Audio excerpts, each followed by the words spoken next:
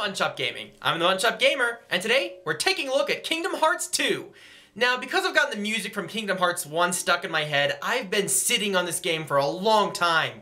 But the breaking in the PS4 marathon made it so I couldn't do it for my show, because, let's face it, it's a Square Enix game. Square Enix games take forever. But I finally had an opportunity to play it, and so, how does it stack up to the original? Well, let's take a look. This is Kingdom Hearts 2. Before we begin, let's get one thing straight. You are expected to have knowledge of the other games on that 1.5 HD remix for the lore. I did not because I didn't have the time, so I had to look up a bit of info for the game to make sense. And to avoid big, major spoilers, I'm going to stop briefing you on the story when we reach the halfway-ish point. When a person with a strong heart becomes a heartless, what's left becomes a nobody. A being without a heart that isn't a heartless for some reason. Unlike the heartless, nobodies are neither darkness nor light. They are calculating, strategizing, and feel no emotion. They don't technically even exist, apparently. Wait, if you believe the philosophy I think, therefore I am, they are thinking, therefore they exist. You begin as Roxas, Sora's nobody from when he became a heartless in the first game. You begin in Twilight Town, where you slowly learn that Sora's memories are being repaired after they were broken apart in the chain of memories by Organization 13. Them being a group of nobodies who lead all the other nobodies.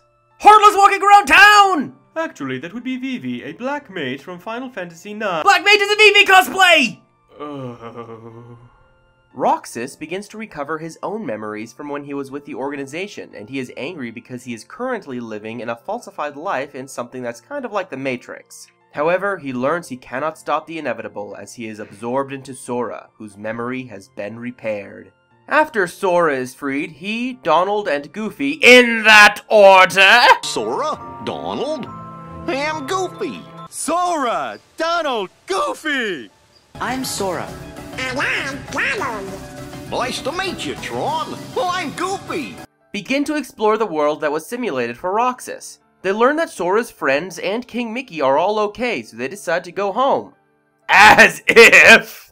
Instead, they begin to explore and open pathways to the different worlds again, as they had been closed after they saved the day earlier. In their adventures, they are also searching for Riku and King Mickey to bring them home or help them on their quest to find out about Organization 13 and stop whatever it is they have planned. Because any group with a name like Organization 13 is obviously not a very nice group of people. Pete and Maleficent are now working together to obtain Kingdom Hearts in the name of being jerks, using an army of Heartless. So you have to fight nobodies and Heartless, and they also love killing each other on the side. You explore this universe, visiting various worlds based on Disney licenses, from Mulan's China to Tron. The main issue I have with this, and now that I think about it, Kingdom Hearts 1 had this same issue. Picture a stick with branches that go out but don't connect with other branches. Those branches are what these Disney worlds feel like. But they appear to be just side adventures that involve go out, get more lore to the main storyline, and then never really care about that world again. Yes, you revisit the worlds in the second half of the game, but it doesn't feel woven as much. It's still good, and it gets the job done, of course, but it also makes it so it could be any Disney level that can be switched out with another in the long run. I get that the game devs needed to make the story fluid like this, especially with a game like Kingdom Hearts. But the story is at its best when it is scripted for the main path of the story, not the branching areas outside that serve as growth, adventure, and item getting. I realize I'm not the best to articulate that statement, and I did enjoy the game. That's just something that I noticed, and I'm not sure if I like it or not. It's like there were a bunch of teams who were given rules on making a Disney world, and they were given permission to work separately and then put it all together. Also, until about halfway through, I felt there was an emotional disconnect. Yes, I felt for Roxas, but after we left the false world he lived in and we started playing as Sora, I thought the focus was going to be trying to save Riku and King Mickey from being stuck in the world of the Heartless. But it turned out they're fine now, and that they're fighting the good fight. The main goal became finding your friends to join them in the fight until halfway through. I get the characters were saying that the nobodies and the heartless were doing bad things, but for the latter, it seemed like people were able to take them on well enough without me, and I didn't know why the nobodies were evil. I get that if one played previous games, one might think, they're nobodies, they're always up to no good. But this has the same problem that many companies that make stupid decisions when naming their game have. If you have a main game and a sequel that follows it in numbering order, I shouldn't need lore from the middle games to piece it all together. Assassin's Creed did the same thing with the Ezio games too. I need more than just nobodies are bad, kick their butts. Yes, they went after Roxas, but that was because he apparently abandoned Organization 13. All of that said, I did get an emotional connection and a feeling of satisfaction after beating the game for one good reason.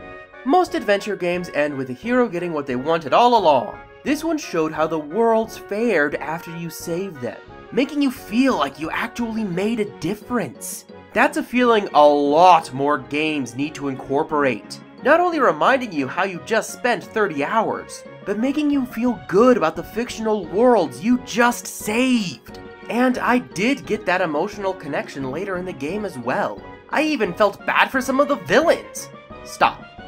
Did you just hear me? I felt bad for villains. Do you know how hard that is for any designer to accomplish? Even if it was right after they did something nice for me, I started genuinely caring for these villain characters. And I'm really good at holding grudges, believe me.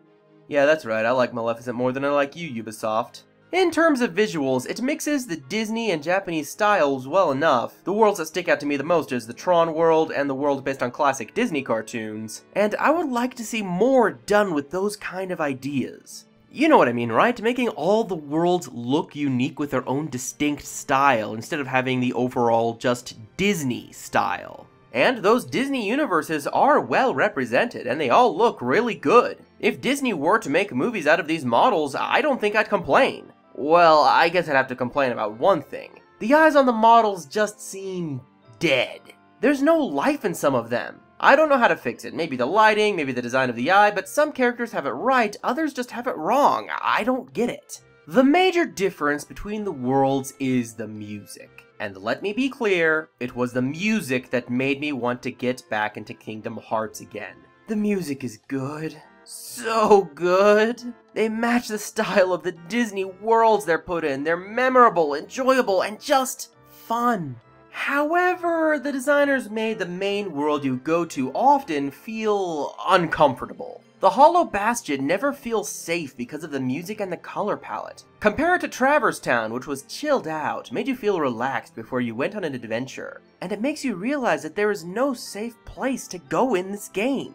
Now, that could be the feel that they were going for, but having one hideout of peace in a universe of chaos would have helped instill hope in the player, that everything can go back to normal. I feel that the ever-threatening tone of the town you go to for shops, Winnie the Pooh, and your Final Fantasy friends kind of ruins the feeling. The voice acting on some characters is fantastic, but others just sound awkward or uninterested in their lines. Some actors get into the role like real pros. Others just sound like cheap knockoffs. And yet, I enjoyed all of it. Why? I didn't get that same feeling of going to Disney World like I did in the last game. I didn't feel that adventurous. So why did I like these Disney worlds all the same?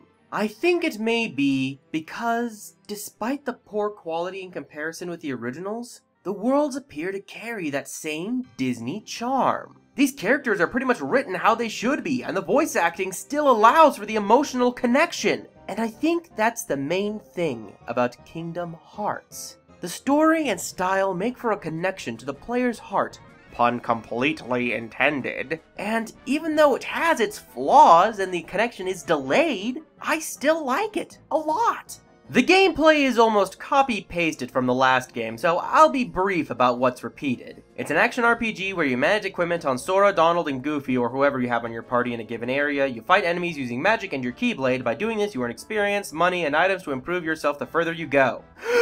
Also returning are summons that you can use from various Disney licenses to help you fight in an area, but at this time they get rid of your party members, so it's just you and the summon. What's new to the game is pretty good. There are now limits, which are special moves that use all of your magic that vary from character to character on your party. There are also drive forms that let you transform into different powerful versions of yourself. You can dual wield keyblades, use ultimate magical power, or on rare occasions become a Heartless again. Action commands, aka quick time events, are also here, and while they can allow for some great work, I feel like having it be on the opposite side of the X button was a significant problem because the event can disappear in a right hurry, resulting in you not being able to beat a boss where it is required to be used. Same thing with the dashing buttons and the jump buttons. If you need a running start, you'll need to use 2 fingers on one side of the controller. The gummy ship also returns, and it's changed a bit to be more about the shooting all around you instead of what is ahead of you. But I wish they had made it easier to barrel roll and fire at the same time. We have triggers for guns, is that so hard to implement? The boss fights this time around are huge. Like God of War or Shadow of the Colossus size huge. Some are normal sized, but look how huge these guys are! I don't even know where to begin fighting these things. I was dazed and confused, like Sora would be in that situation. However, once you figure out the tricks, boss fights aren't hard, they're just time consuming. Once you have it down, you can go on a rotation of magic, drive form, magic again, and then wait for either drive or magic to refill while running and smacking bad guys with the keyblade. And I'm not a fan of where the designers placed checkpoints. Oftentimes, they'll force you a ways back so you can't just immediately jump into the action. There's a loading screen, you run to the location, another loading screen, maybe a skippable cutscene, and then another loading screen, and then you get back into the game. Why couldn't the checkpoint be right before you make the choice whether or not to turn back to be prepared instead of having to run through Heartless and or Nobodies, lowering your health down before you get to the hard part that you're trying to fight with full health? I also hate some of these mini-games, especially the Light Bite section in Tron. Some mini-games are great this time, like the Winnie the Pooh mini-games. But then there are the ones like Atlantica that can go burn in a SpongeBob-style underwater fire. And yet, once again, I enjoy the gameplay. Why? Well, call it a Snickers because it's just satisfying. It feels good to be the boss that kicked your rear a few hours ago. It feels good to mow down enemies that gave you trouble earlier on. It feels good to use limits, drive, summons. And it feels great to be a Keyblade wielder. Okay, so is it better than the last game? I'm gonna have to say no, but it's still really good. In fact, I'm gonna give it the same rating as Kingdom Hearts 1. Kingdom Hearts 2 gets an A-. It comes highly recommended, but it has its own problems, but it still does things very well. Okay, there. I can call myself a Kingdom Hearts fan now. What do I get? Square Enix endorsements? Love from Kingdom Hearts fans? Ultimate Disney power?